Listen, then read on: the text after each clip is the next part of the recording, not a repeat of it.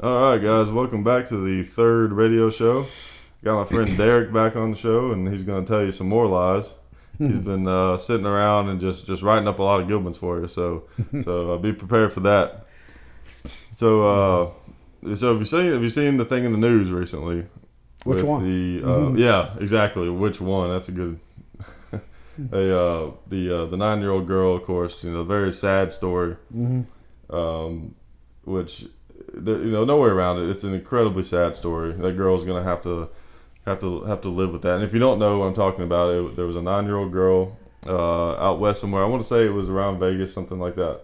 But Yeah. don't quote me on that. Is it that true? It was in I Vegas. think it was New Mexico. New Mexico. Okay. So, Yeah, somewhere out west. Yeah, I believe the place was called Bullets and Burgers. Yes, it was. Yeah, Yeah. one of these places where you can rent machine guns and all that. And she was shooting a macro Uzi. From all the research that I've done, it appears that's what the gun was.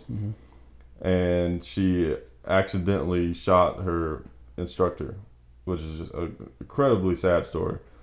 But when these kinds of things happen, us people in the gun community, we don't get to just see these types of situations as just what they are, just a sad story, to be sorry about and to just to reflect on and remember how fragile life is. We don't get to do that because whenever this kind of thing happens, we think of it in terms of, oh, here we go, another attack on our rights to own guns.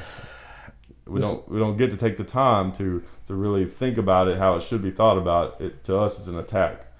It's not necessarily right, but it's hard to avoid that as being in the gun community. What I would ask you, what were your thoughts on that situation? This was a straight up training industrial accident. From when I read the story, from what I understand, there'll be no charges on the little girl, and there shouldn't be. Right. This was I'm not blaming the victim either, but the only way that you let a child that age or any child at all put hands on an automatic weapon is that your hands gonna be on her hands will be on the weapon, your hands are gonna be on that weapon too. Or at least a wrist or something. Or at least a wrist, yes. Give her the experience of firing that weapon. But it's just there's too much chance, there's too much opportunity for something to go wrong. Right. You got to be anybody that deals with weapons, safety. This is a tragedy, as John said, and again, not to blame the instructor, but you have got to be careful. You can take absolutely no chances with anything like this. Right. And the biggest mistake that this guy made, and I'm sorry for his family and all that stuff. I'm not trying to say anything bad about him, but still, like, we have to look at this situation, for what it was and what happened. The biggest mistake that he made was the choice of gun for this girl to shoot. Mm-hmm. I've seen a lot of comments online, people saying, I can't believe that girl shot an Uzi. That's just ridiculous. Well, I shot an Uzi when I was half her age, but it was a regular Uzi. I got some information here for you, just to put it in perspective for those of you that don't know. A regular Uzi weighs around 7 or 8 pounds. It's a pretty heavy gun. It's been around a long time, and it was made back in the days when sub guns were pretty heavy. And it has a rate of fire of around roughly 600 rounds per minute. Fairly controllable gun, pretty heavy. It's like an MP5 or something. Heavier probably, I think, but it's a fairly controllable gun. But even that, it does have some muzzle climb on it. Yes. But what this girl had in her hands was, based on my research, a micro Uzi, which those things weigh less than half of what a full-size Uzi weighs, and they have a rate of fire of 950 rounds per minute. That is a totally different ball game. That is what I would consider a very advanced gun for anyone to shoot. You have to. That is, from a safety perspective, I would say that a high rate of fire machine pistol is probably the most difficult gun to shoot safely. Yes. And it was put into the hands of a 9-year-old girl. People with a strong background will find that weapon difficult to control and to fire proficiently. So, again, not to blame the victim, but you got to be careful. Right. It's just that was just a bad call. I mean, that was just a really bad call. I mean, you guys may have seen some of the videos that we've done with the Mac 11.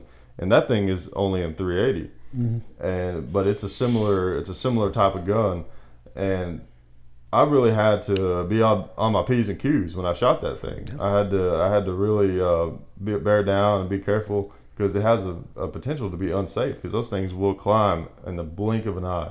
If you don't have a good grip on it, it's gone. You're sending rounds up over the hill, or in this case, into someone else, an innocent bystander. I don't know what the experience level of this 9-year-old was. From what I understand, she did have some kind of background firing weapons.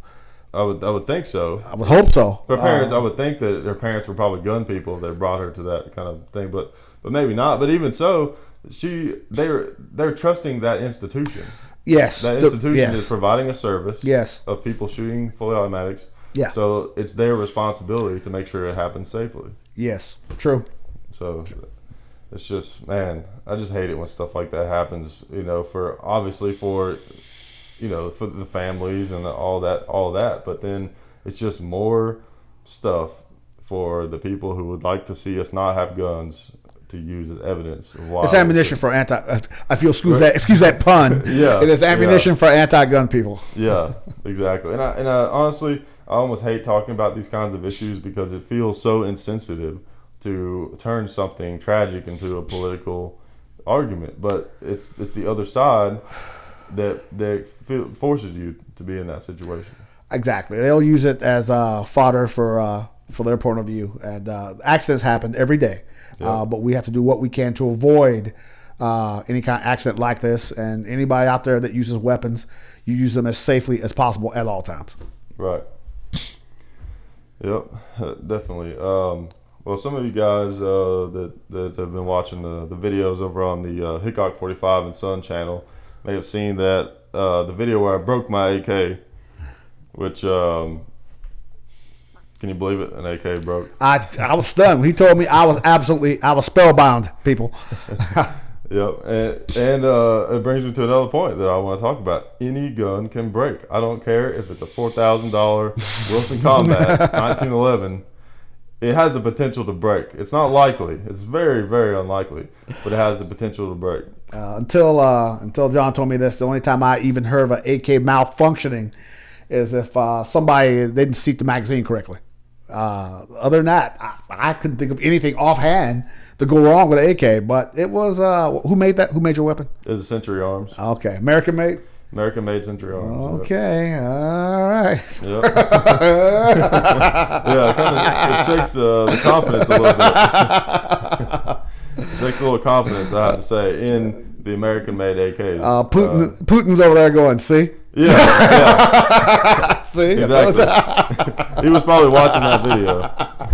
He's commenting right now. Yeah. By Russian. That's right. See what you did, Century Arms? Come on.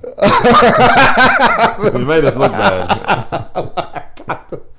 No, I don't want to talk bad about Century Arms, because they just started making the AK themselves. They've been importing those things forever, it seems like, and they just started making their own. We've been in contact with someone from them, and we are not supposed to really say much about it, but one thing I can say is that at least that part is going to be produced at a higher quality in the future. They're working on things, I can say that. Okay, definitely. So and their customer service was great. Of course, they did know about the video. They knew who we were. That's not to say that that's the only reason that we had good customer service with them. Okay. But they did send us a bunch of stuff, just like that. They sent me that hat right there. Whoa, check that hat out right dude. there. Excellent. No, turn it upside down. Yeah. No, see on the bill? Oh, shit. What's that? Century Arms sent me this hat that underneath the bill has this LED light on it. And there's a little button. You just push it and it turns on. Oh, dude. Excellent. Yeah, it's pretty insane. Yeah, it's a step up from the the old coal miner, or a lamp on your bill. yeah, slightly less burning. but yeah, like we're saying, any gun can fail, and just because that particular AK broke does not necessarily mean that everything that Century Arms puts out is junk. We're by no means saying that. Right, exactly. It could have been a lemon. You know, there's so many factors there. I mean, it could be that's. I've seen some comments to the effect that that's something that breaks commonly on those guns. That very well may be. It's too early to tell, but I do know that it broke, and I expect an AK to be stronger than that, even though I very inaccurately slammed the dust cover back on. But, you know, that kind of stuff happens. From being in the military, right, you know, you can't always expect to be able to do everything perfect. If you feel like your weapon is like glass that you have to be careful with, that's not good. Well, I think one reason that you see a lot of people are surprised that an AK broke is that AK has this reputation of being indestructible. Right. That what's his name? The guy that made the AK. Kalishnikov. Kalishnikov. I mean, he made that thing to be soldier proof or dummy proof. No offense, John. And the idea was that anybody could take that weapon. Some guy off a farm in the middle of Russia could take an AK, pick it up. You give him a 30-minute block of instruction. He'll fire it. You're good to go. Right. I'm not by no stretch of the imagination an AK expert. I want that said right now. For 21 years, I fired a M16A2 and an M4. I don't know why I'm biased. I can't imagine. But AK, good gun. You can't do nothing to it. When the zombie apocalypse hits, get an AK. I'm telling you. Yeah. But again, when he told me that that somebody broke an AK, I was spellbound. But overall, good gun. It's accurate enough. Right. And the main thing is the design. You know, when Kalishnikov designed it, you know, he's not liable for other companies that are taking his design and changing. I mean, the design is what it is. The design is just amazing. It's an amazing, durable, reliable design. And as I showed in that video, when you field strip one, you can just tell why they're reliable. That's the thing. There's nothing to go wrong. You look inside there. You know, there's so much room in there. Yeah. I mean, there's so much room in that big block-shaped receiver for anything to get displaced as that bullet is pushed into the chamber. Especially compared to a AR or M4 for you military types out there. It's just, I mean, yes, I'll say this: ARs, M16, M4s, ARs, whatever term you want to use. Much better made weapon, but there's a lot more to go wrong too. Right, they're more precision machines, which that's always the trade-off. When you have a machine, you could have excellent precision, but in most cases, it seems like to get that level of precision, the trade-off is that you have more complex parts. Yes, typically. I will say this from personal use in multiple theaters. It is a trade-off. I'll take the accuracy over durability. That's my personal opinion. But when it all shuts down, AK is the way to go. Yeah, there's something else. I have to say, if I was going to war tomorrow, which hopefully I'm not. Hopefully. I would probably grab the AR, to be honest. Yeah, I mean, the reason is, well, part of it is because of the caliber. Now, people argue the caliber, you know, the 5.56, 223. It's not as it's not the man stopper. It's not as capable. But the nice thing about it is you can carry a lot more of it. And shot placement. Right. As far as knockdown power, I'll say this: shot placement is as important as knockdown power. You got to be able to shoot with a AR, M4. You got to be able to shoot. Right. AK, close enough. Right. AKs are known for being less accurate than ARs, but if you put one on sandbags, AKs are actually surprisingly accurate. The thing is, here's what creates that also. There's another element there, not just inherent accuracy, like put a gun in a vise, see what kind of groups it makes. Practical accuracy, you know, when you're actually out there shooting the gun, the AR it just points better. It just tends to it's lighter. It seems to fit better. I feel like it fits me better. I just feel more comfortable with it. I feel more versatile. This is the AR, right? Right, with the AR.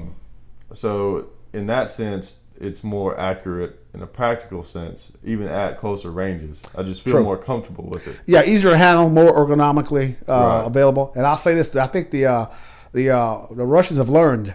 They have come out with a weapon called the AR-100. Huh. I'm not sure if I'm familiar. Yes, it's AR-100 or AR-101. Correction, my mistake. AK-100 or AK-101. It is a 5.5. It's a modified AK-74. Shoots 5.45. It has the durability of the AK with the accuracy of the M4 AR. Oh, are you talking about just the AK-74? Is that what you mean? No, this is a modified. It's a modified AK-74? This is a modified AK-74 AR. I'm keeping my nomenclature mixed up. Sorry, folks. It's a AK-100 or 101. I'm not sure. This guy, he was a Ukrainian that I met somewhere. Yeah. He advised me. I looked it up. It does exist. AK-100 or 101. It is a modified AK-74. Again, the durability of an AK with the accuracy of an M4. It's a badass weapon. Oh, that's interesting. Yeah, that's something that's new to me. They've just started issuing it to their Spetsnaz, Special Forces guys. Huh. It isn't in the general Russian army yet, but when it does, they have learned. They have learned well. Yeah, yeah, that's interesting. And the thing, and along the lines of that, of your gun being able to break, is it's important to prepare for that. Yes. It depends on. It always depends on the situation. Always with anything, but there might be situations where you want to have backup guns, yes, maybe, or backup spare parts. If you're in a situation where grab your rifle and a backpack and go off into the woods kind of situation, and you may not be able to get back to your house anytime soon, and you feel like you might be using it, it might make sense to have some parts. Yes. The parts that would break, because typically it's not like a car. With a car, anything's liable to go wrong and break. With a gun, you kind of know what's going to break. Yeah. Your barrel's not going to just break in half, or the receiver's not likely to just crack.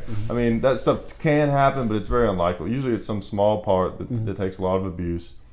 So it's easy to have spare parts, especially with an AR. You can have a part. You mean when you say secondary, you mean secondary rifle, backup rifle? Right. Usually a secondary is a pistol. Well, either one. Okay. But just have options. Yes. Depending on definitely. your situation. I mean, if it's a really serious situation, then maybe a secondary rifle might make sense. That'd be nice. Right. That'd be nice. I mean, that's a lot to carry around. Exactly. Yeah. Again, it depends on the situation. Do you have a vehicle, or are you on foot, or are you in a house, or what? Just are you in the military? It just depends. But usually, my experience with there was a lot of preaching in Iraq about keeping your weapon clean, but I'm here to tell you, I was in Somalia and I didn't clean it as much as I should. Yeah. But that weapon worked just fine. I'm here to tell you. Yeah. M16A2, M4, great weapon. They seem to. They really do. They don't quite have the reliability of the AK, but the AK. The thing is, they're both so high on the scale. Yes, definitely. That's the thing that people forget. We talk about these certain guns as being incredibly reliable, but there's other guns, they're only slightly less reliable. Yeah. But they're still so high up on that scale might as well almost be as reliable. Yes. Another thing about the AK too, a lot of people knock it because of the accuracy. From what I understand, correct me if I'm wrong, your trained shooters can get a tight shot group at about 80 yards. I've heard people stretching the AK out reasonably out to a couple 300 yards. Oh, okay. Maybe even 400. But these are good shooters. These are people that are really familiar and on a bench or something. Average Joe, but average Joe though. I mean, you could, if you practice, okay. You could, but of course, if you put it locked into a vise. Yeah. I've never done this, so this is speaking strictly I'm guessing, just to be honest. Based on what experience I have, if you put an AK into a vise, I would say that probably out to about 400 yards.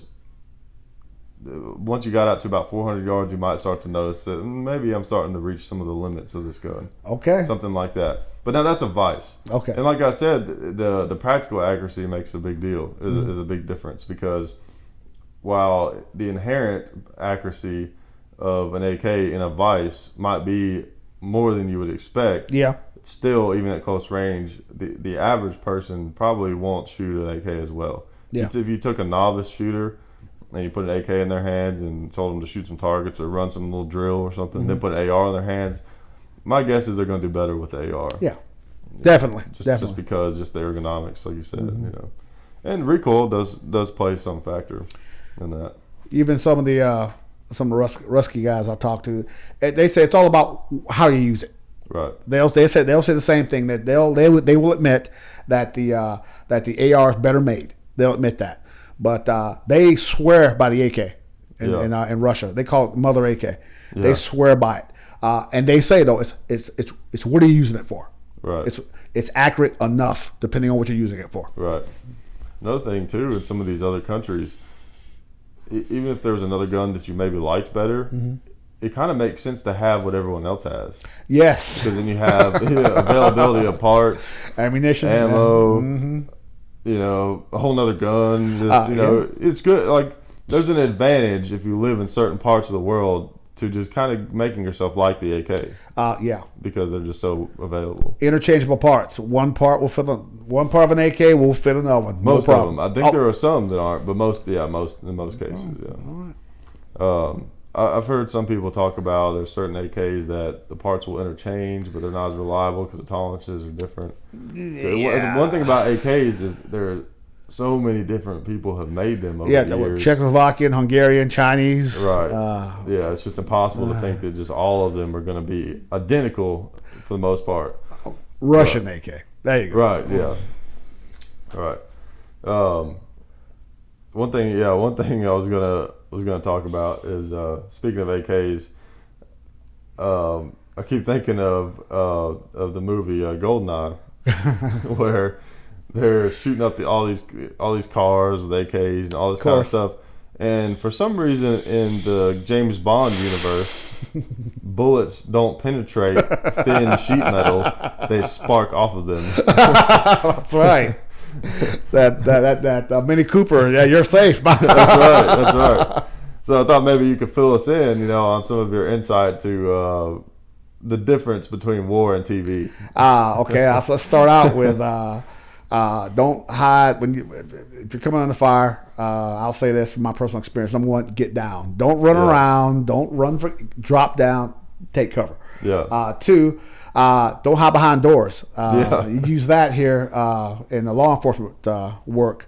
Don't hide behind doors because, especially if they're shooting AKs or even ARs. Yeah. Pistol rounds. Some pistol rounds. Exactly. Will penetrate a door, no problem. Yeah. Get behind that wheel well. That way you got that engine and that and the axle and that tire to protect you.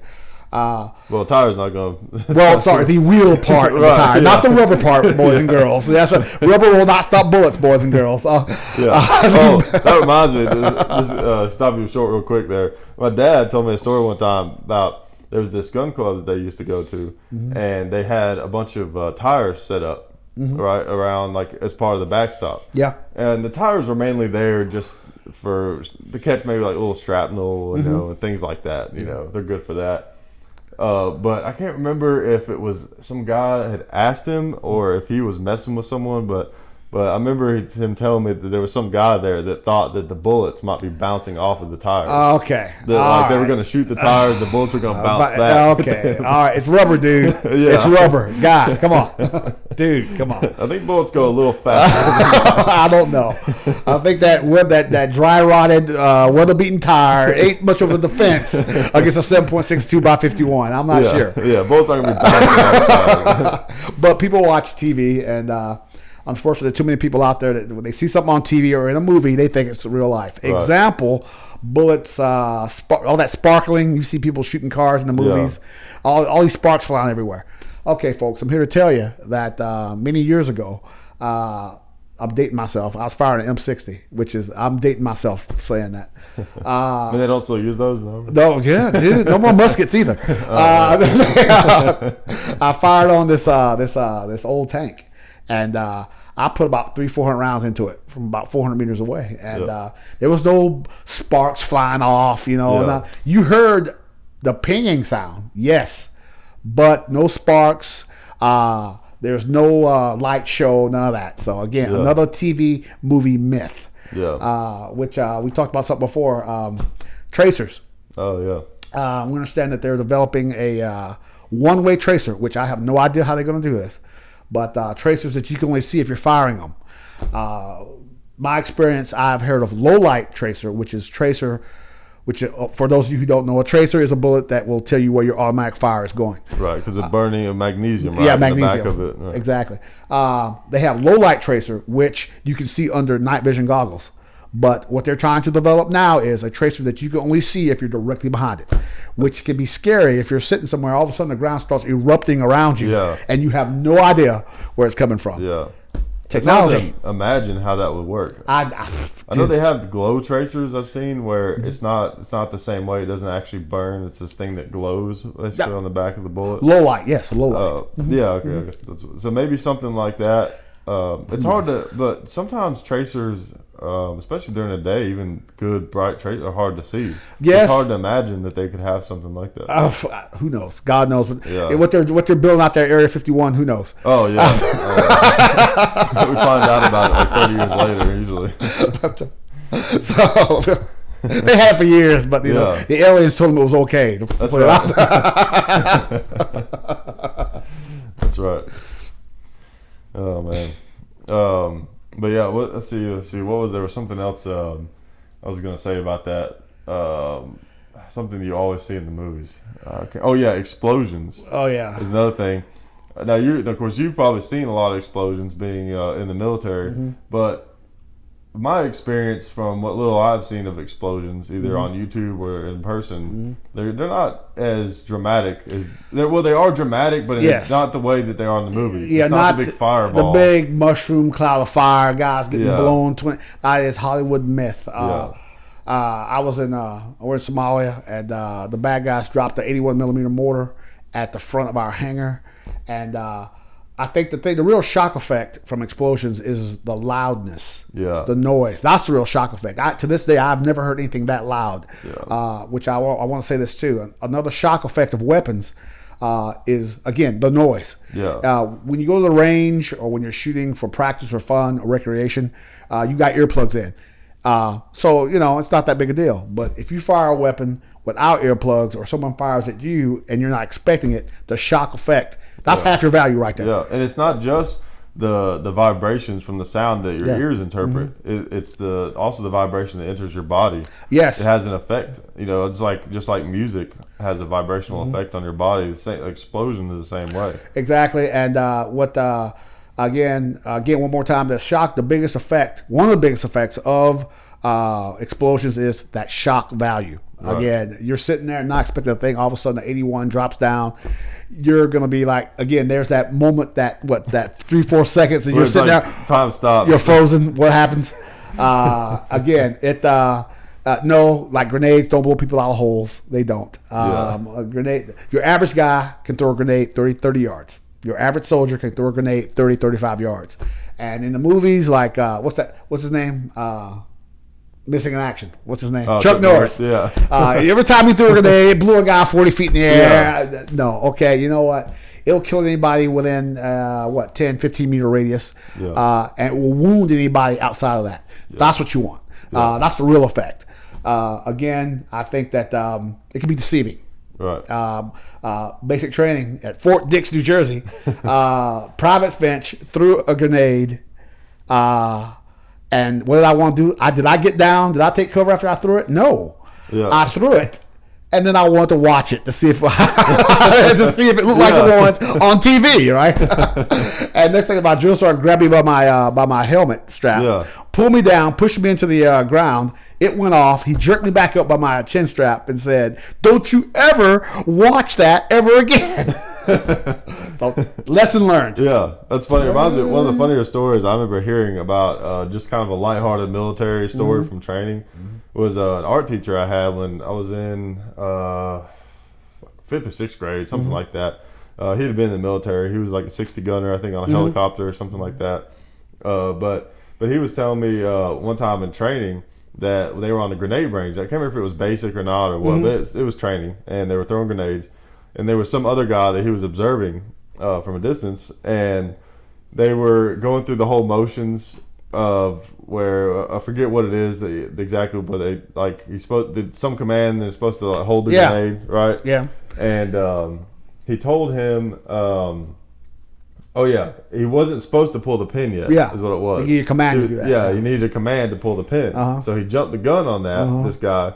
And he had pulled the pin out, and the drill sergeant saw they had pulled the pin out, and the drill sergeant just went into drill sergeant mode and said, "Hey, what are you doing?" and maybe the guy was new or young or something, and it scared him, right? And he dropped the grenade. Oh, dude, no way. He dropped the grenade, a live grenade, at their feet, and he said the drill sergeant saved his life. He grabbed him, and just dove into the side because I think they have those grenade ranges, right? Yeah, There's like foxhole pits and stuff. Sorry, and just fight position, tackled him into there, basically, and saved his life. But hey, dude, hey, well, you're nervous, and I was crapless. Because you watch them go off, then they stick one in your hand. You're like, hey, this is real. Yeah. Hey, this thing can really go off and kill me. Yeah. And also, by the way, folks, they're a lot heavier than they look. Yeah. I got one right here. That's right. Yes, there's one on his table. Not a real ATF agency. Right. For any government agency listening, this is not a real grenade. It's not a real grenade.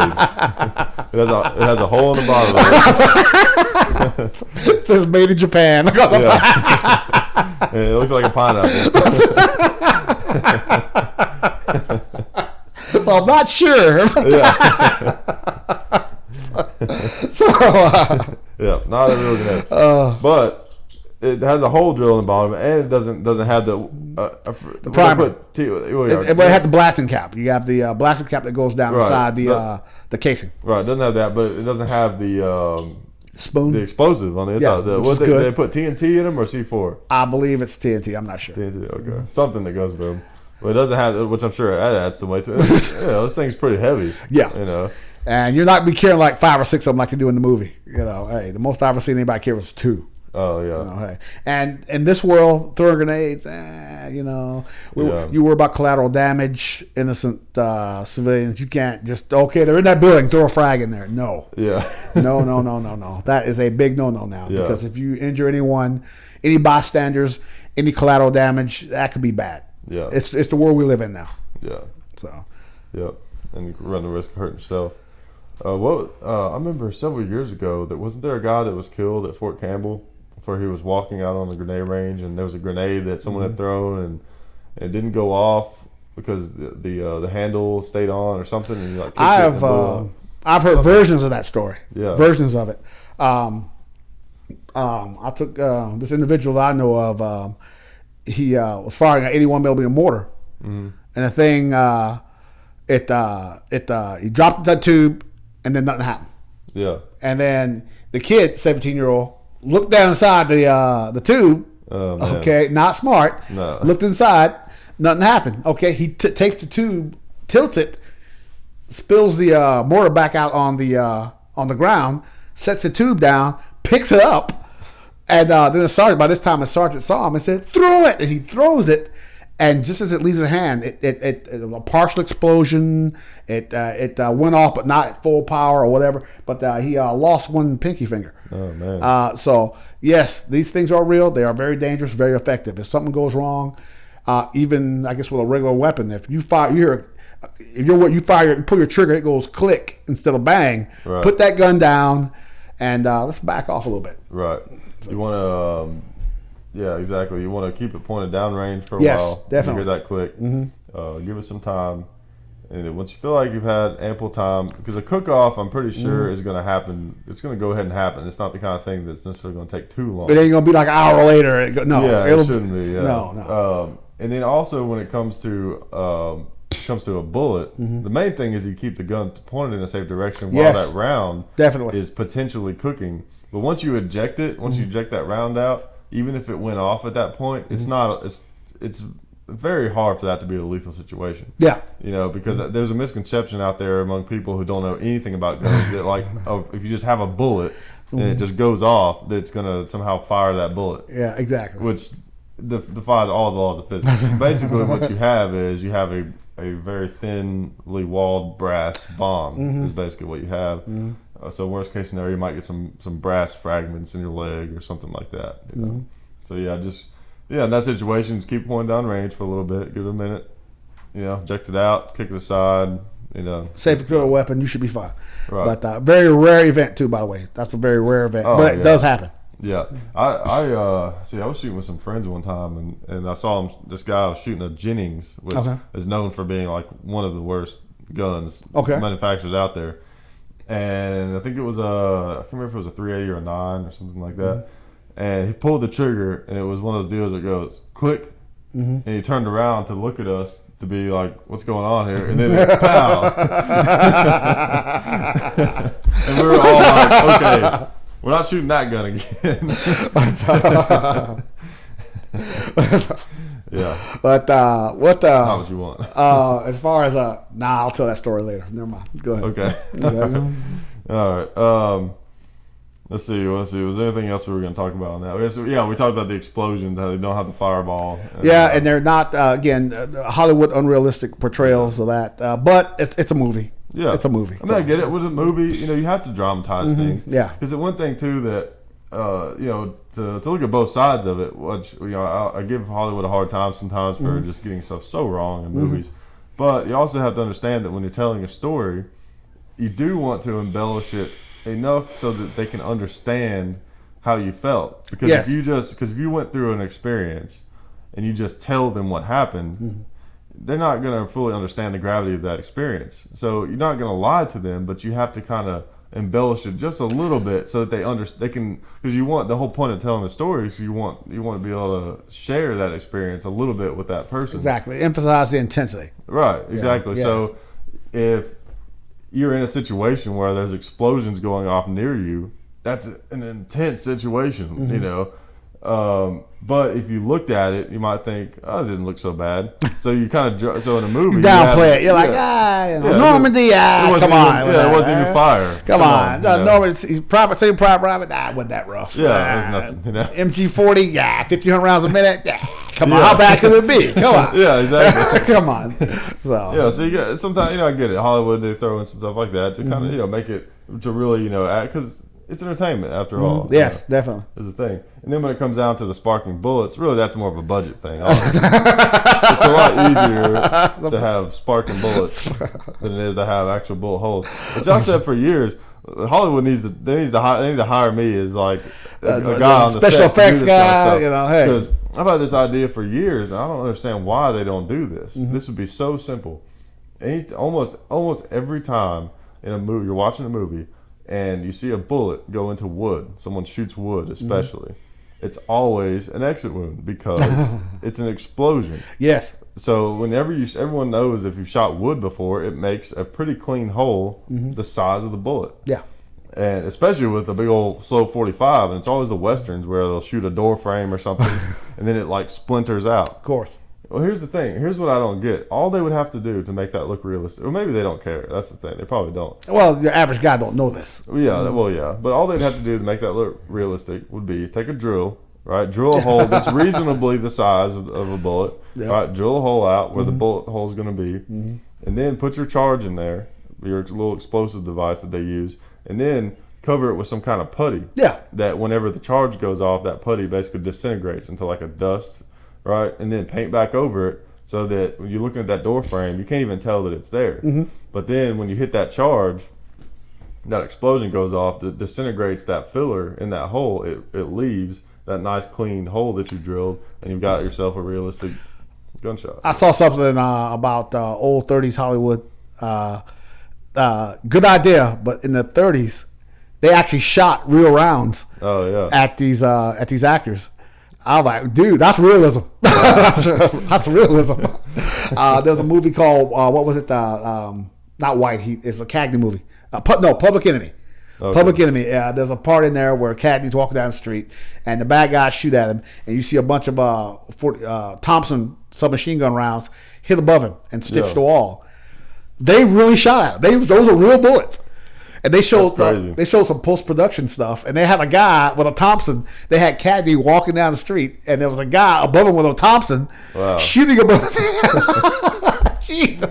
That's realism, by God. Because I figure, well, if they can do it in military training, come on. do it in a movie. Yeah, we got to keep this real. Come on. Yeah. That's crazy. I mean, another option too would be, maybe some of them do this. I don't know. But like if you have a scene where, let's say, a guy is like taking cover behind a car, for example, and it's getting shot up, use a green screen. Basically, have a car and then actually shoot it up with real bullets, and then have the car. I forget how all that works, but have basically use green screen technology to kind of mold those two things together. I think CGI is a cheaper way to go. Actually doing it CGI is a lot cheaper now. It's just cheaper to do that than to actually go out there and shoot up a vehicle. Right, and honestly that's a good application for CGI. I think safer anyway. Oh yeah, definitely. That's Cagney. I mean, you mean you don't have to shoot at me? Oh man, dude. That's great.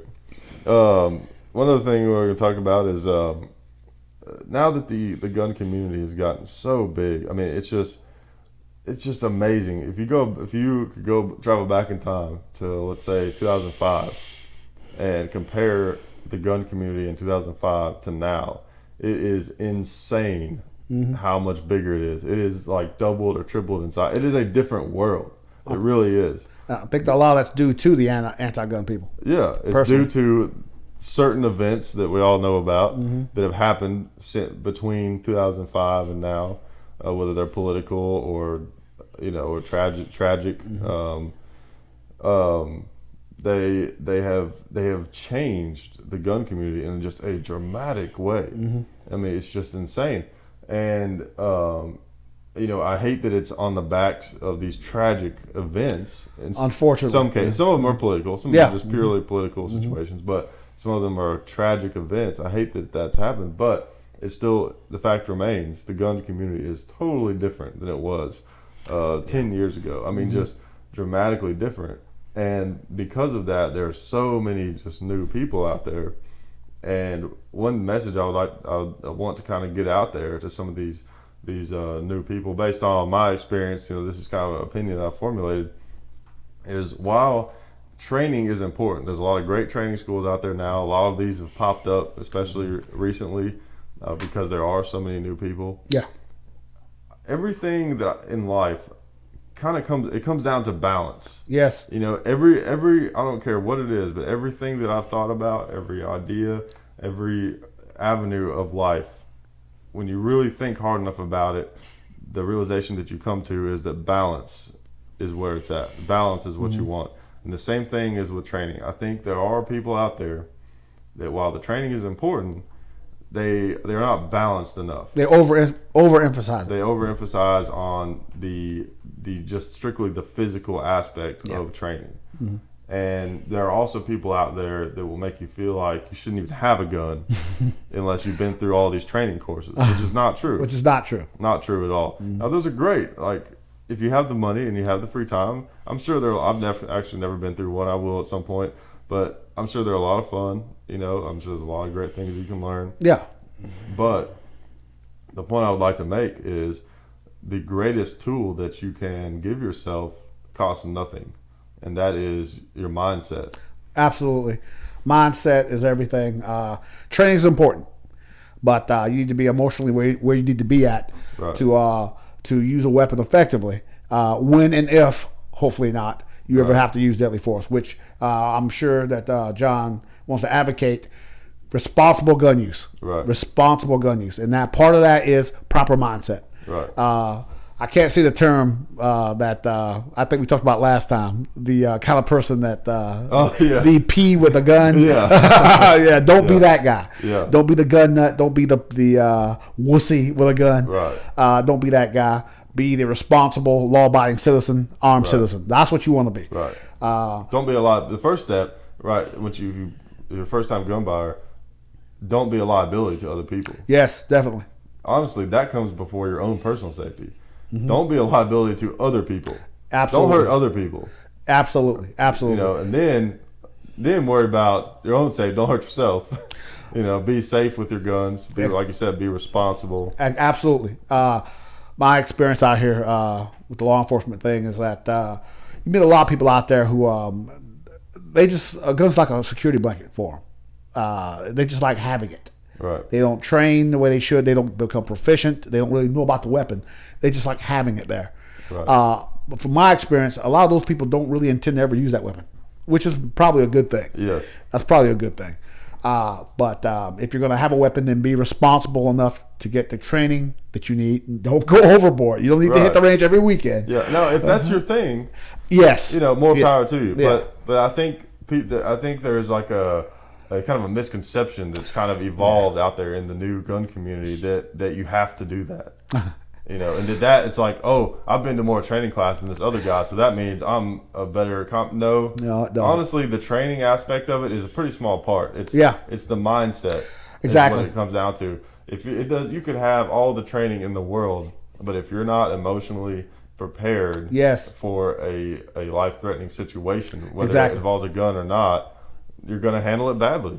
Yes, definitely. And you don't want to handle it badly. You got to take in all aspects of gun ownership, which means, as John has said, make sure that you are emotionally where you need to be at. Right. This is not a toy. It's a tool. Right.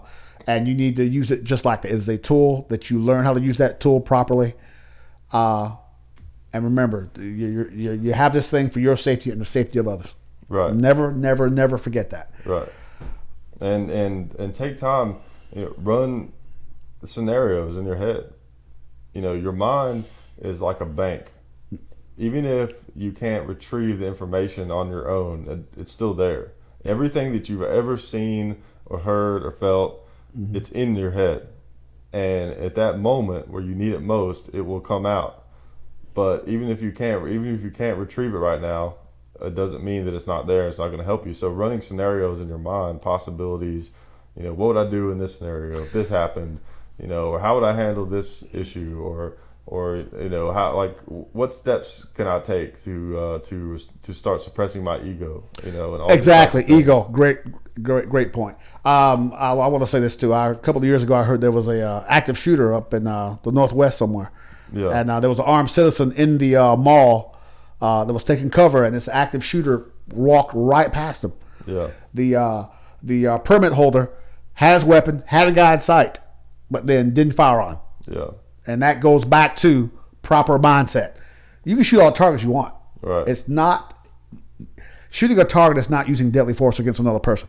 Right. It is completely different.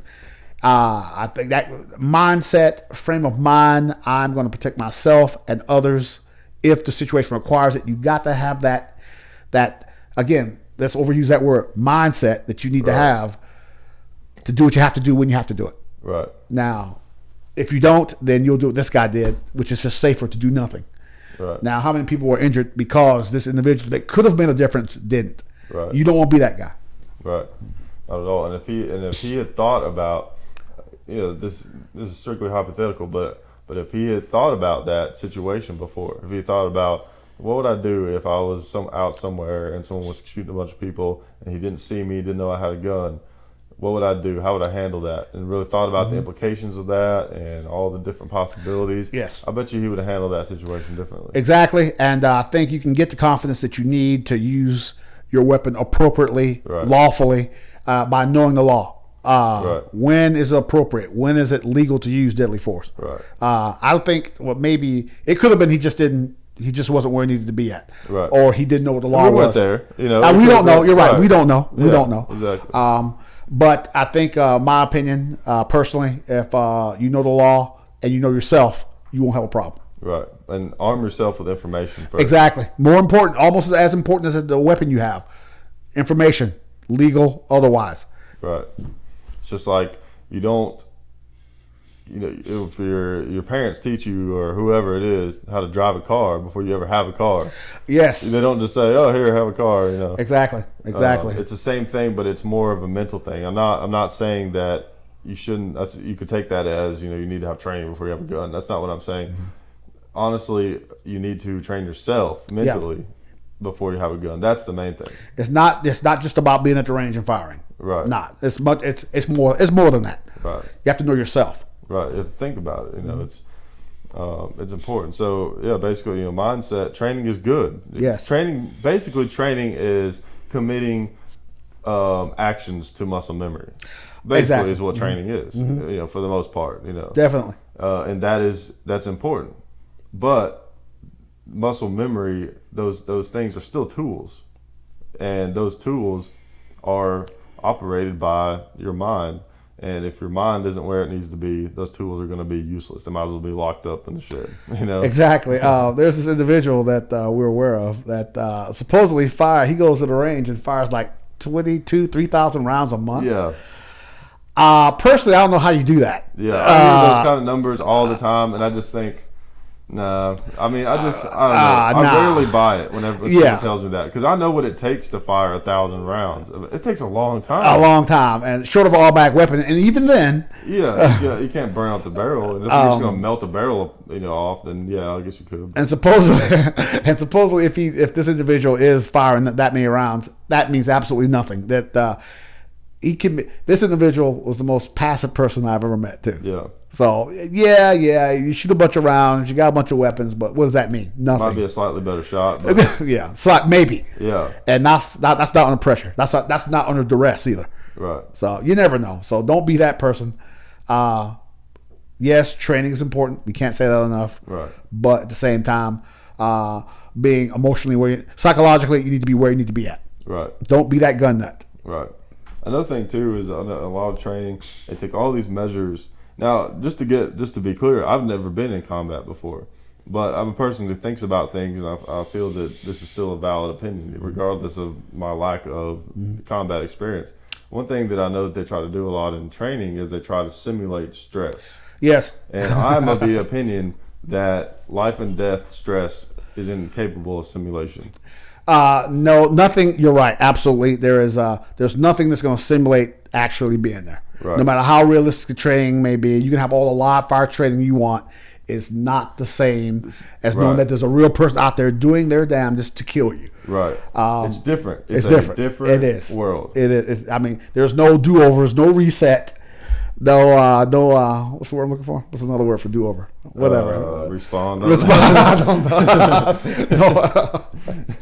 No retakes. That's all I can think of. Yeah. It's when it's the real thing. When you know if you take that round, you take that hit from that AK, you're either going to be dead or you're going to be really messed up. All of a sudden, you're not as quick to run out there and take that aim shot. Right. That's what training comes in. That's what training comes in. If you train the way that you should, you'll do it without even thinking. I was in Somalia. I was reloading this weapon on this particular piece of equipment, and I remember I did it without thinking. It was complete muscle memory. Yeah. I did it without thinking. I remember looking up, thinking, "Man, this is just like being back in the States at the range. It's just like it." Hey, and then went back to doing it. I mean. Which is good, because if you're trained the way that you should be trained, I'm not going to say you won't be afraid, because you're a fool if you're not, but fear won't be the factor that it could be, because your training will kick in. You will do what you're supposed to do when you're supposed to do it. Things will pretty much be all right. Right, and you had the proper mindset, so the tools were available. Exactly. So you don't have the right mindset. All those tools that you've got that you've spent years and years perfecting, they are not available to you. And a lot of people out there with a lot of training still have no confidence. I don't understand that. You paid all this money for all this training and did all this stuff with all these people, and you're still like, well, I don't know. Another thing too, and again, never been in a shooting before, but. The thing is, it seems to me like if you have, training is important, but you don't want to get yourself in a situation where you're going to be overthinking it. Yes, definitely. I've never been in a shooting or combat situation like that, but I've been in dangerous situations. Yes. Most people in their life have been in situations where if you didn't make certain decisions the right way, there's a good chance you could be in serious bodily harm or die or whatever, car accident. Most people have been in a situation like that. Yeah. So you don't have to have been in combat to kind of understand, what we're talking about. Overthinking is just as dangerous as not thinking at all. You're right. You have to look at, you have to understand that your brain is like a supercomputer. Yeah. There's the part that you think where you make those decisions, and then there's this other part that we don't really have access to. It kind of does its own thing. And when you get into that kind of situation, whatever you put into it, that's all that's there. And you just have to trust it at that point. And I think part of, where when people freeze up, where some of that Yeah. comes from, I think is because they're doubting themselves and they're trying Yeah. to Self-doubt. they're trying to figure out, oh, what should I do? Oh, this, that. Oh, you just got to do it. Especially here in the real world, civilian world, there's so much liability and legal issues. Oh, should I pull my weapon? Should I not? Should I fire? Should I not? Yeah. And yes, it does have to be crystal clear. If you ever use deadly force, it needs to be crystal clear that that was your only option. Right. If you've been out there doing your thing on the street, law enforcement, security wise, then you use soft force. Hey, stop. Hey, then you explain again. Hey, look, if you don't do it, I'm going to have to do this. Right. And then if they still act up, if they pull a weapon, it should be the first thing that should pop in your mind. He has a weapon. That weapon's a threat to me or somebody else. Employ deadly force. Right. Immediately. It needs to be clear. That clear. Right. And you don't doubt yourself. Exactly. You've thought about it a million times. Exactly. You What know would I you're do if gonna this happened? You're trained. It's like think of it like two cogs. Yeah. Right? One cog is training. The other cog is your mindset. If your mindset's in the right spot, it's going to link up with that training cog, and it's just going to swing into motion. You're just going to be off to the races. Exactly. Because you got that background, because you trained the way you should, because you ran those scenarios in your mind, you'll know when that subject crossed that line. Right. Like he pulls a weapon. You won't have to think. It'll just be. Exactly. He pulls that weapon. Okay, yeah, he pulled a weapon. Now he pointed at you. Okay, I know what to do. He pointed at somebody else. I know what to do. Right. You'll just know. Right. Yep. Exactly. And speaking of all that kind of mental stuff. One thing I want to talk about. This is be kind of our last topic. For the show. We're getting close to the hour mark here. Already? I know. It goes fast. Time flies, man. One thing I want to talk about is, like I was saying before, about how your mind is kind of like a bank in a sense of where nothing is lost. Anything you've ever seen, touched, felt, heard, whatever, it's all in there. It all makes you who you are, and it either benefits you or hurts you depending on how you sort it all out. Some of it you can't always remember, but it's still there. That's why you hear these stories about where people have had horrible things happen to them in their childhood. They don't even remember it, and then it comes back later. It's definitely there. It doesn't matter if you can't remember it. It's still there, and it still affects you. So understanding that, and also understanding that there's other people that also understand that, and that it could be used against us. And one way that happens is through the media, and not to sound like some some extremists, but this is a real thing though. No, you can't argue this.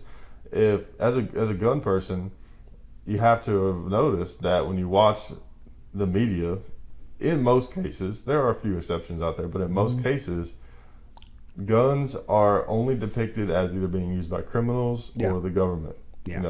Military, police. They never depict, very, very rarely. There's been a few shows that have come out where they're a little bit gun friendly-ish, but for the most part, in the media, on the news especially, guns are never just depicted as just a thing that people enjoy and people collect, whatever. So your average person has a misconception. Their reality has been changed. Right, about if there are X amount of people who are responsible gun owners, well, if all your information about what is and what isn't comes from the TV, then your reality is going to be different, because it's going to tell you that there aren't all these like responsible people out here that have guns and all this kind of, because you don't see it. It's always the nutcase in the bunker under his house, right. Some crap like that. And there was I don't know how true this is. I heard there was this incident in Oregon. A potential active shooter went to a mall, and this permit holder confronted him. And as soon as he got confronted, the guy threw his gun down and gave up. Didn't hear anything about it. Not a word. But at the same time, I think that these news outlets, it's a business too. Oh, it is. If you don't have the sensational story, sex, violence, and the weather, if you ain't got that, nobody's gonna watch. And the thing is, it's not a conspiracy. Most of these news outlets are very obviously anti-gun. it's just kind of a known fact. If you watch Yeah. the news, it's pretty obvious in most cases that most of them are very anti-gun. So they make sure that they misrepresent the gun culture, and by misrepresenting it, it changes. Unless, like most of the people listening to this radio show, we understand what's really going on with the Yeah. gun community and all that. But people who don't, it changes their reality of what's really going on. And based off of that, I think we can use that same knowledge against some of these groups that want to take away our gun rights by doing the same thing to them in the reverse. So, think about the Bloombergs of the world and all these different organizations. They've got blogs, they've got websites, they've got YouTube channels, all this kind of stuff. They're posting their opinions out there, and they're expecting to have all this positive feedback of like, oh yeah, you're so right. We've got to have this, common sense in quotations that I say sarcastically, gun reform. That's a tactic they like to use, whatever, and all this kind of stuff. And they're expecting to see all this feedback of people who agree with them. So when I'm asking anyone listening to this that supports gun rights, which I would assume that you are if you're listening to this show. I would hope. You never know, though. Right, yeah. What are they talking about today? Yeah, exactly. Someone just likes to get mad. Yeah, I'm just angry. I don't know why. I'm just. I can't stand these guys. What do they got to say? Listen to them. Yeah. So I challenge you guys to get over there, find these websites, find these YouTube channels, go over there and make responsible, educated comments. Yes. Change their reality. Their reality probably right now is that, oh yeah, we're on the right side. Yeah, most people, they agree with us. They think that most guns should be banned. Of course. You know what? Change their reality. That they think that's the case. Get over there. Start posting really sensible comments. No hate stuff, because then too much of that. Yeah. Then they'll say, "Oh yeah, figures." See, of course, yeah. Get over there. Be responsible. Be educated. Yeah. Take your time. But get over there and find these outlets and start blowing up their comment section. Because they read those. Change how the people who are trying to take our gun rights away from us view the situation. And I think that's very beneficial. And it's also make sure that you're still, of course, emailing congressmen and doing all that kind of stuff. Definitely. But I think we should definitely not just only try to encourage politicians. We have to remember that the fight happens on two fronts. There's the political side, and then there's the public side, which the public decides the political side. So we need to be focusing on both. We need to be fighting back against some of these organizations that are, especially some of the ones that have popped up recently. They're very, very, very well funded to try to take away our gun rights. I'd like to say this too: that remember that any person that carries represents all of us. Right. And that when you're out there in public, make sure that if you carry, especially if you open carry, professionally and responsibly. And my experience has been that if you carry professionally and responsibly, people don't really have a problem with it. Right. That's been my experience personally. They go, well, they see how you behave. You're responsible, mature adult, intelligent. Right. Okay, this guy's all right. Right. That's the biggest thing. Really, any cause that you believe in, show that you're not a wacko. And you're just a normal person. Yeah, this is what I choose to do. It's a right. I choose to exercise it. Yeah. Thank you. Yeah, exactly. That has almost more impact than anything. Exactly. That's how you change attitudes. All it takes is one nutcase, and then oh my god. Oh yeah. And then we're all crazy. But again, carry professionally and responsibly. And my experience has been all these years, people really don't have a problem. Yeah, because there's always going to be those nutcases, so we have to outnumber them. Exactly. Exactly. We do outnumber them. Yeah. Exactly. So. Yeah, and another thing you got to watch out for too on the internet is I was reading some article online about how there's groups. So a group will have a certain agenda. Yeah. And then they will find a YouTube video or website or whatever it is that challenges that agenda. Yeah. And then what they'll do is they'll pretend to be part of that agenda that challenges their agenda, but they'll be like a wacko about it. Oh, a mole. They're moles. Yeah, they infiltrate. Exactly. Yeah, exactly. Like, for example, you might see a comment on a very sensible pro-gun video. Yeah. And some guy will be saying pro-gun things, but yet he's like spouting all kinds of like racism, and he's like KKK. Oh my God! Yeah, don't be that angry guy. Well, yeah, definitely not that. God. But I'm just saying, be aware of those people out there, because there are those. Those are a lot of times are anti-gun people. Yes, they're exactly. Pretending to be pro-gun so that they can try to discredit us. Exactly. Yeah, so that's old. That's old tactic. Yeah. Old tactic. And again, like I said, do not be the angry guy. If you got an issue, don't post a video of yourself ranting. Yeah. Oh my God. Oh, that's terrible. Yeah. That stuff is terrible. Oh, yeah. Don't do anything to discredit the honest gun people. If you have an issue, okay, that's understandable. But the minute that it could be something totally unrelated to weapons. Yeah. But the minute you're ranting, and then all of a sudden, by the way, he owns guns too. They're gonna go, see? Yeah. I told you. Yeah. People love to say that. They love to say, see? I knew it. They love to say that. I knew it. All along, I've known it. I just always known it. All the time I knew it, by God.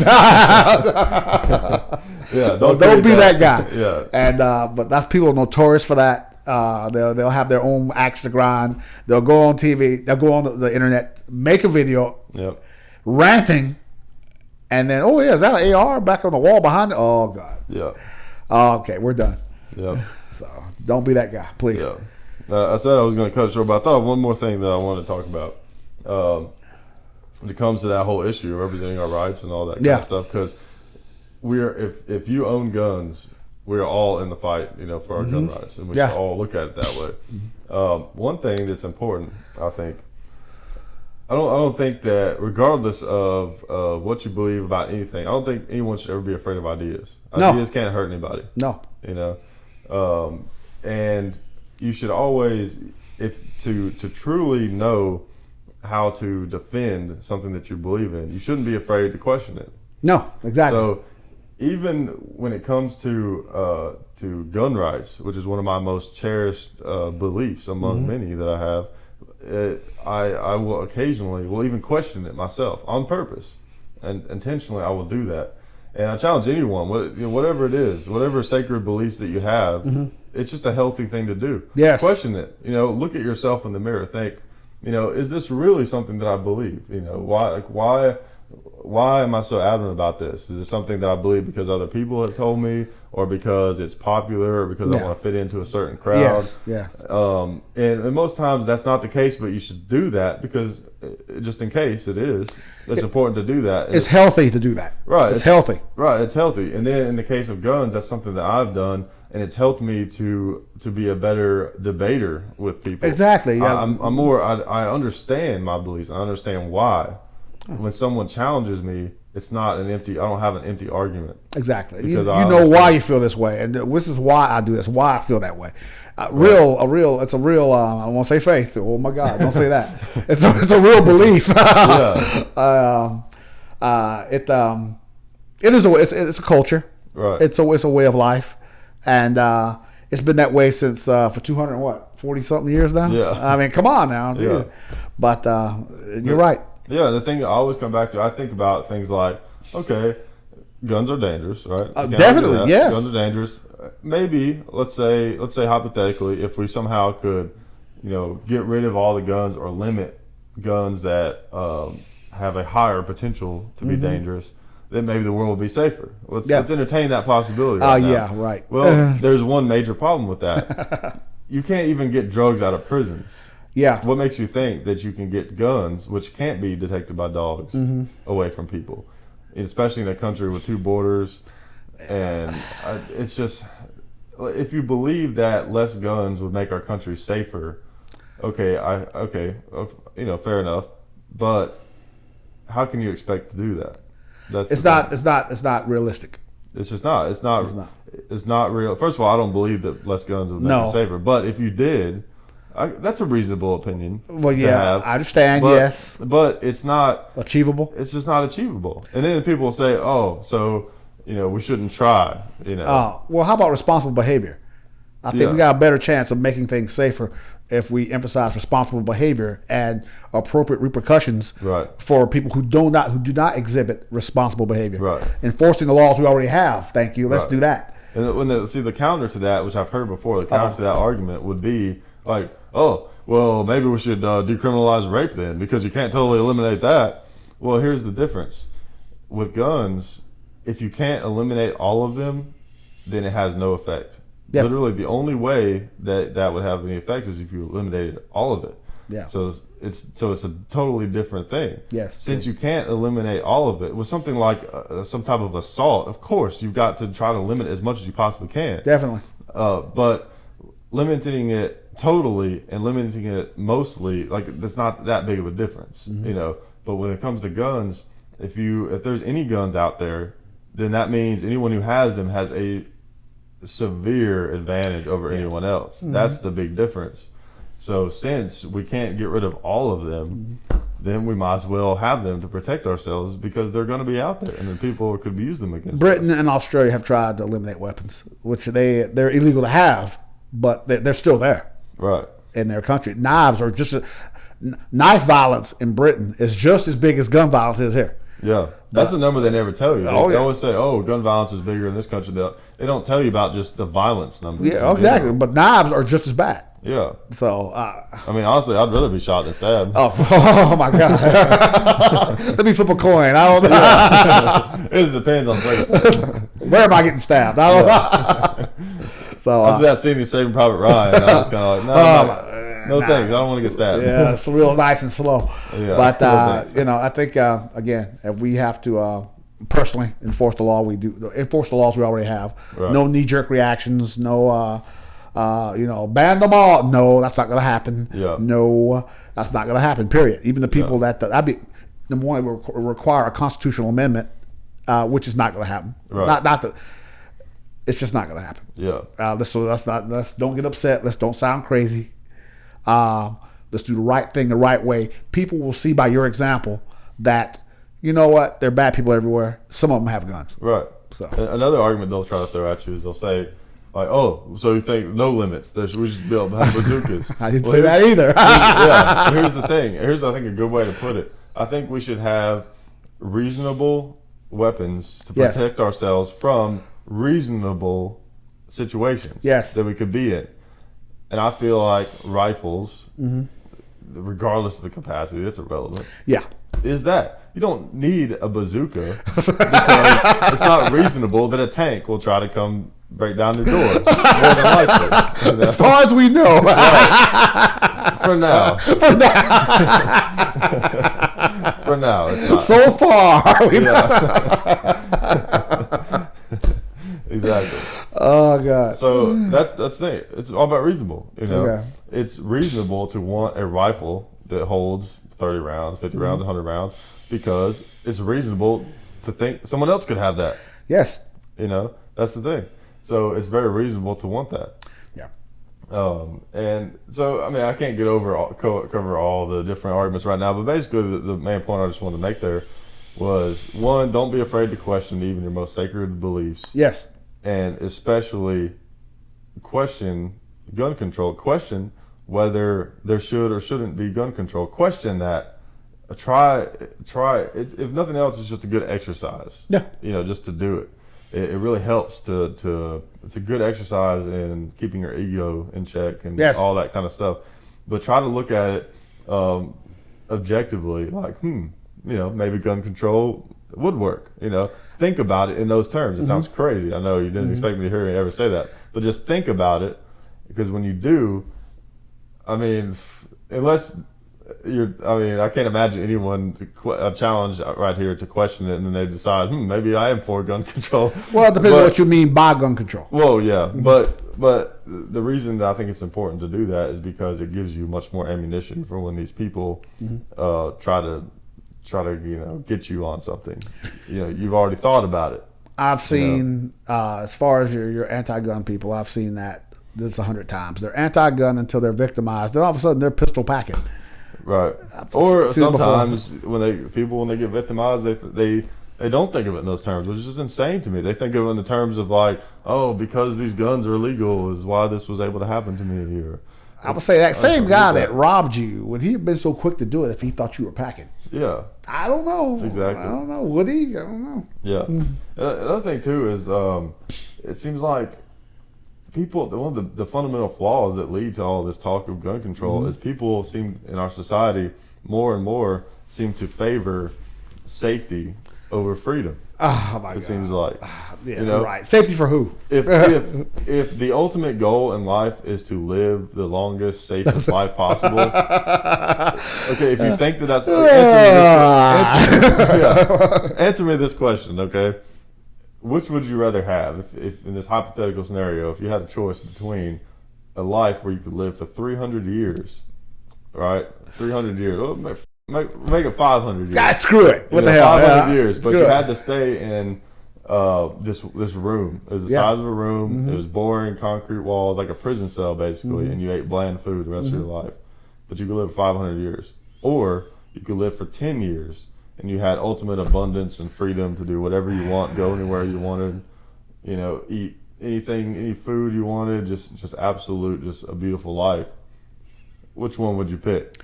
One's more chancier, but I'd say go with the short, chancy life. Yeah. But you're free. You're free to do good or do bad. It's up to you. Right. Safe is good, but safe is good.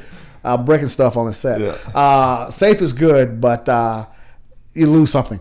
Yeah. You lose something. Yeah. And there's a trade-off. Obviously, there's kind of a balance between the two. But the thing is, I can't imagine anyone picking the prison cell for 500 years. I mean, that's not any kind of life. That's not life. Life is more than being safe. Right. Life isn't about how long you live it. It's what you do. It's the quality of life. Yes, exactly. Was it? I'm going to be heavy here for a minute. Thoreau. Thoreau said that one of the biggest fears he had was that he would come to the end of his life and realize that he had not lived. Yeah. If you can play it safe, my God, and then it's like, whoa, I missed out on a whole lot. Yeah. In life, we worry about all these things like death and loss, debt, poverty. At the end of the day, if you're on your deathbed, the thing that you're going to worry about is, did I do everything that I could? Yes. Did I live the life that I want to live? That I should have lived? Right. Was I myself? Yeah, exactly. So many people, they walk around for years and they're not even themselves and they don't realize it. True. Bernard Shaw. I hope I'm getting these quotes right. Bernard Shaw said that it takes more courage to be yourself than it does for a soldier to fight on the battlefield. Yeah. It's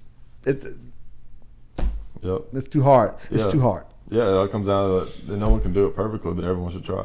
Exactly. There's no perfect answer. Nobody's here claiming to have that, but we can't be extremists. We can't be extremist in any way, right? Or on either side. It all comes back to balance. Yes, definitely.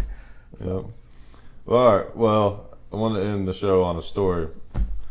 Which one? I'm going to demand that you tell. You got to tell the monkey story. The one when you're wherever it was when the I don't want to reveal the story with that. Okay. Where the guy told you to keep your windows closed. Oh yeah. That was in this certain part of the world. Let's remain nameless. We just came from this other part that was also nameless. Nasty. That should remain nameless. Nasty place. Yeah. A lot of violent people there. Yeah. We're on the way home, and we stop over in this country right next to the other place. And so we're in this hotel, right? And this place is kind of jungle-like. Yeah. And so the waiter, the busboy, whoever he was, he says, "Dudes, whatever you do, don't open those windows." I'm like, okay, yeah. And he didn't really give any background, right? No content, just don't open those windows. Okay, got it. All right. So of course that's exactly what we do. Right. So we go in there. It's hotter than hell. We're showering down, and the window was open because they had this 1932 air conditioner in there that didn't really put out any air. And I had my watch and some other items on my nightstand. And I want to say this: you see these animals on TV and movies. They look all cute and cuddly. Yeah. Okay, number one, that's TV. Yeah. Number two, when they're right there in front of you, no cage, no moat, no wire. When they're right there 2 feet from you, they're a lot bigger than they look on TV.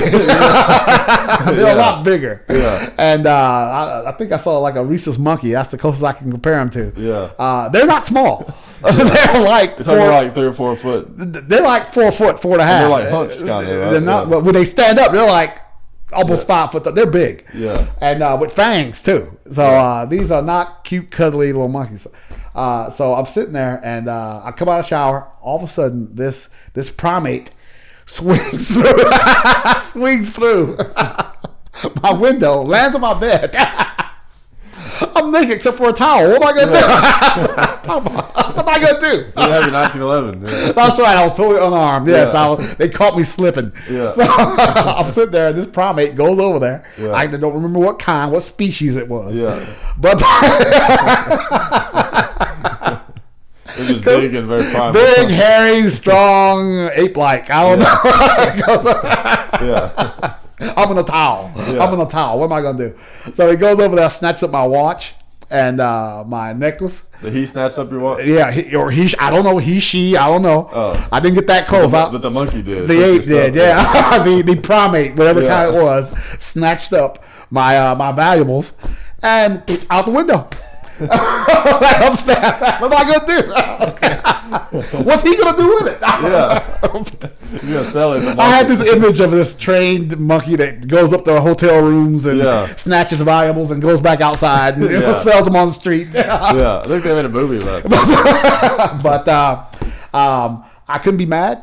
They told me to leave the window closed. I didn't, and it's an animal. What am I gonna do? I can't be mad. It was shiny. Yep. Yeah, he took my shiny objects and ran off with them. So I got this image in this certain continent. There's this primate sitting in a tree with a Timex watch. I wonder if it still runs after all these years. Yeah. But hey, if you ever go to certain parts of the world and and you look up and you see apes and monkeys in the trees, hey, keep your windows closed. Yeah. Boys and girls, safety note. Yeah, so remember that, you guys out there. Keep the windows closed when you're in monkey territory. Any primates in the trees, close your windows. Yep. Because they will swing in and take your stuff. That's right. They have no fear of you either. Yep. All right, well, I guess this concludes our radio show. I appreciate you guys for listening, and we'll keep you updated on all kinds of nonsense. So we'll see you later.